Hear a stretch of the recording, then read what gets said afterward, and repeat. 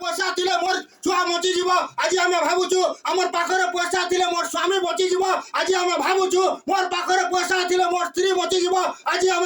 भावुचु मोर पाखरे पैसा थिले मोर समस्या दूर हो जीव किंतु मोरे रखंतु पैसा सब समस्यार समाधान नुहे किंतु प्रभुकर वाक्य रे लेखा अछि लाजार मरि जाइतिला 4 दिन बासी जाइतिला प्रभु गुटे वार कहले लाजार बाहरी आसो से उड़ी के बाहरी के आसिला आ जीवित हला आ प्रभु को साक्षात कला आज मध्य मु तुमन कहबा पाइ चाहे तुम पैसा तुमको रक्षा कर पारिबो नै किंतु गुटे विषय तुम करबार अछि से प्रभुकर वाक्य को संचय करो से जीवित परमेश्वर जेते बेले तुमर हृदय रे प्रवेश करिवे से तुमको सुरक्षा देबे से सब दिन पाइ तुमको रक्षा करिवे मने रखो ए पृथ्वी रे हम 70-80 वर्ष केवल रक्षा पाइताउ किंतु जेते बेले परमेश्वर हमर जीवन रे कार्य करबार आरंभ करिवे से परमेश्वर हमको इंटरनल लाइफ सब दिन पाइ अनंत जीवन रो अधिकारी आमेन हालेलुया केते लोक चाहू हम 70-80 वर्ष बंचबा आ केते लोक चाहू हम सब दिन बंचबा सब दिन लाज लागुଛି कि सब दिन बंचबा में केते लोक हम चाहू तो सब दिन बंचबा पे सब दिन बंचबा आमेन आमेन जौन 1:14 पद पढ़ियो आउ सही वाक्य देहवंत हेले पुरी अनुग्रह और सत्य रे परिपूर्ण होई आम मानक मध्य रे वास कले आउ पितांक ठारो आगत अद्वितीय पुत्रंक महिमा सदृश आमे माने ताहांक महिमा देखिलु आमेन सही वाक्य कोन होले देहवंत हेले तापर कोन होला कोठी को जोरे को अनुग्रह और सत्य रे परिपूर्ण होई आम मानक मध्य रे वास कले आम मानक मध्य रे वास कले केते बेले वास कले जेते बेले वाक्य देहवंत हेले सेते बेले वास कले तो वाक्य को हमें कोन करबार अछि देह रे धारण करबार अछि वाक्य को कले सुनिले हेबो नै कि पढिले हेबो नै वाक्य रो श्रोता मात्र न होई कोन हो बोली लिखा अछि कर्मकारी को क्यों जागर लिखा अछि याकूब रे लिखा अछि नै कि याकूब केते रे लिखा अछि 2 पर्व रे लिखा अछि तो 2 पर्व 22 रु 25 मध्य रे लिखा आइथिबो पढो तो हां पढंतु आइ कोडिए पढंतु हाँ नहीं नहीं नहीं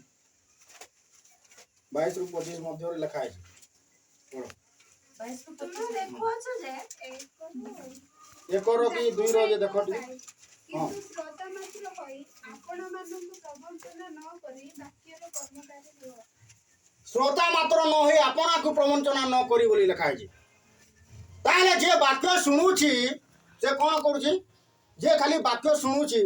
जे केवल वाक्य सुनुछि का को ठकुछि बाइबल लिखा अछि का को ठकुछि निज को ठकुछि माथ्यू 6:1 रे लिखा अछि तुम माने देखाणिया धर्म कर्म न कर अनेक लोक मन रे थांदी देखे हेबा पय करंती कि नै किंतु आ माने से परि करबा ना श्रोता हवार नाइन हमको वाक्यर कर्मकारी हवार अछि कोन हवार अछि कर्मकारी वाक्यर कोन हवार अछि हमको कर्मकारी हवार अछि ताले प्रभुकर वाक्य रे लिखा अछि श्रेष्ठ आज्ञा कोन तुम मानको परमेश्वर को तुम माने समस्त अंतःकरण समस्त मन समस्त प्राण दे से ईश्वर को प्रेम करिवो दुष्टटी ठीक सही प्रकार तुम माने अपना पड़ोसी को आत्मा तुल्य प्रेम करि पारिबो आमे निज को आज क्वेश्चन पचारो आमे सेटा करि पारछु कि नै आमे निज को क्वेश्चन पचारो सेटा आमे करि पारछु कि नै आज्ञा कहउतले प्रेम विषय गत रविवार शिकाय दिला नै के सबु थारु मूल विषय भाबी रखौटा प्रेम जदि प्रेम नाही ताले हम मध्य रे यीशु नाही जदि हमर जीवन रे प्रेम नाही ताले हमर मध्य रे यीशु नाही जदि हमर जीवन रे प्रेम नाही ताले प्रभुकर आत्मा हमर जीवन रे नाही जदि हमर जीवन रे प्रेम नाही ताले किसी भी लाभ नाही तमे दूत मानक भाषा रे भी कहि पारो तमे परभाषा मध्ये कहि पारो तमे अनेक भावाणी मध्ये करि पारो तथापि जदि ईश्वरंकर प्रेम तमर जीवन रे नाही ताले तुमे गुडे झमझम करताल सदृश होय अछ बोली बाइबल लिखा अछि आमर जीवन जदि प्रेम नाही ताले हम बहुत जोर जोर से ताली मारछु आ बहुत भलो भाव रे गीत गाउछु प्रशंसा करूछु ताले लोक माने देखि कि विरक्त हेबे हमर सामने जने जदि झम झम झम झम करूथबो आ किछि स्वर ही नथिबो किछि लय ही नथिबो विरक्त लागिबो कि ना କିଛି ସ୍ୱର ନଥିବ ଲୟ ବି ନଥିବ ବିରକ୍ତ ଲାଗିବ କି ନାହିଁ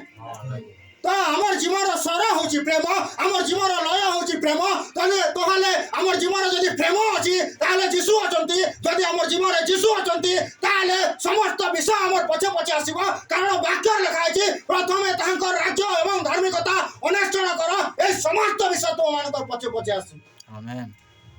ତାହେଲେ ଆମର କ'ଣ କରିବାର ଅଛି ବାକ୍ୟ କ'ଣ କରିବାର ଅଛି ସଞ୍ଚୟ କରିବାର ଅଛି ସଞ୍ଚୟ କଲା ପରେ କ'ଣ କରିବାର ଅଛି ପାଳନ କରିବାର ଅଛି ସଞ୍ଚୟ କଲା ପରେ କ'ଣ କରିବାର ଅଛି ପାଳନ କରିବାର ଅଛି ଆମେ ଯଦି ଡିଲରକୁ ଚାଉଳ ଆଣିବା ପାଇଁ ଯାଉଛୁ ସଞ୍ଚୟ କରିକି ଆଣୁଛୁ ତାହେଲେ ଆମେ ଯଦି ବିଲରେ କ୍ଷେତରେ ବୁଣୁଛୁ ଧାନ ସଞ୍ଚୟ କରିକି ଆଣୁଛୁ କ'ଣ ପାଇଁ ସଞ୍ଚୟ କରିକି ଆଣୁଛୁ ଖାଇବା ପାଇଁ ଆଣୁଛୁ ନା ଆମେ ଯଦି 5 ବର୍ଷ ରଖିଦେବା ସେ ଧାନକୁ ଖାଇବା ନାହିଁ କ'ଣ ହେବ ନଷ୍ଟ ହେଇଯିବ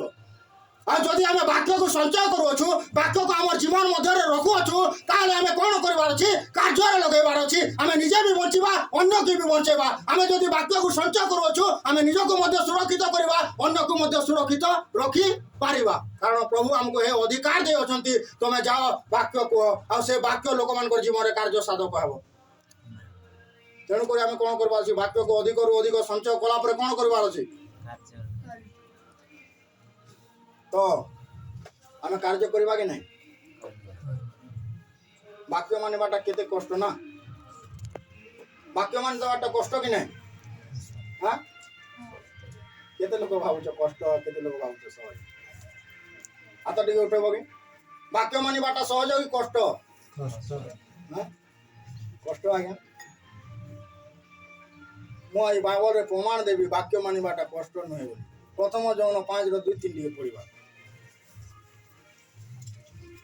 ପ୍ରଥମ ଯୌନ 5:2-3 ଆମ୍ଭେମାନେ ଯେତେବେଳେ ଈଶ୍ୱରଙ୍କୁ ପ୍ରେମ କରୁ ଓ ତାହାଙ୍କ ଆଜ୍ଞା ପାଳନ କରୁ ସେତେବେଳେ ତଦ୍ୱାରା ଜାଣିପାରୁ ଯେ ଆମ୍ଭେମାନେ ଈଶ୍ୱରଙ୍କ ସନ୍ତାନମାନଙ୍କୁ ପ୍ରେମ କରୁଅଛୁ ପ୍ରଭୁଙ୍କ ପ୍ରେମକୁ ପ୍ରକାଶ କରିବ ଏ ବାଇବଲ ଏଇଥିପାଇଁ ଆମକୁ ଦିଆଯାଇଛି ଯେ ପ୍ରଭୁଙ୍କୁ ଆମେ ଏ ବାଇବଲ ପଢ଼ିକି ଅଧିକରୁ ଅଧିକ ଜାଣିବା ପ୍ରଭୁଙ୍କୁ ଆମେ କିପରି ଜାଣିପାରିବା ଯେତେବେଳେ ବାକ୍ୟ ଆମେ ପଢ଼ୁଛୁ ତାହେଲେ ଆମେ ପ୍ରଭୁଙ୍କୁ ଜାଣୁଛୁ ବାକ୍ୟ ଯଦି ପଢ଼ିବା ନାହିଁ ପ୍ରଭୁଙ୍କୁ ଜାଣିପାରିବା ପ୍ରଭୁ ସତ୍ୟ ଈଶ୍ୱର ପ୍ରଭୁଙ୍କର କାର୍ଯ୍ୟ କେତେ ଶକ୍ତି ପ୍ରଭୁଙ୍କର ବାକ୍ୟ କେତେ ଶକ୍ତି ପ୍ରଭୁଙ୍କର ମହିମା କେତେ ଆମର ଜୀବନରେ ଆମେ କେମିତି ଜାଣିପାରିବା ଏ ପୁସ୍ତକ ପଢ଼ିଲେ ତ ଜାଣିପାରିବା ନା ଏ ପୁସ୍ତକ ନ ପଢ଼ିଲେ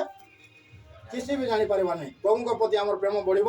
ନାହିଁ ତେଣୁକରି ଆପଣମାନଙ୍କୁ ମୁଁ ଉତ୍ସାହିତ କରିବା ପାଇଁ ଚାହେଁ ଆଜିଠାରୁ କ'ଣ କରିବାର ଅଛି ଆଜିଠାରୁ କ'ଣ କରିବାର ଅଛି ସବୁ ଭୁଲିଯିବାର ଅଛି କି କ'ଣ କରିବାର ଅଛି ଅଧିକରୁ ଅଧିକ ବାକ୍ୟ ସଞ୍ଚୟ କରିବାର ଅଛି ବାକ୍ୟ ସଞ୍ଚୟ କଲା ପରେ କାର୍ଯ୍ୟ କରିବାର ଅଛି ପାଳନ କରିବାର ଅଛି ବାଇବଲର ଗୋଟେ ପଦ ଯଦି ତମେ ପାଳନ କରିପାରିଲ ବାଇବଲର ଯଦି ଗୋଟେ ପଦ ପାଳନ କରିପାରିଲ ତାହେଲେ ସବୁ ପଦ ତମେ ପାଳନ କରିପାରିବ ଏ ସାରା ବାଇବଲକୁ ପାଳନ ଗୋଟେ ପଦରେ ତମେ କରିପାରିବ କେମିତି ପଢ଼ ତ ମାଥ୍ୟୁ 22:36 ମାଥ୍ୟୁ 22:36 हे